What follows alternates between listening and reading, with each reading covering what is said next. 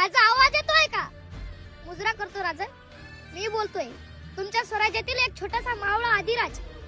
थोडं महत्त्वाचं बोलायचं होतं राजा.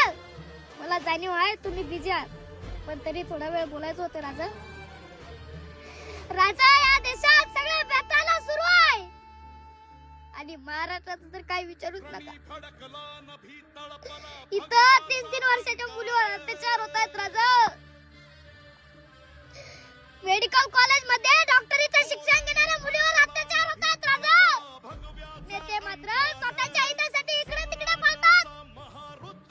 शेतकरी आवाज देईल झालाय राजा.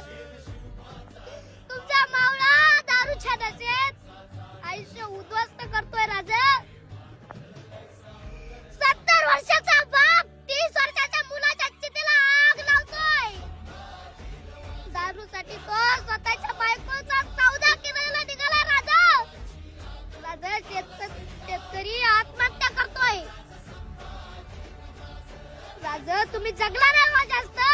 32 वर्षात कधी कुणासमोर झुकला नाही.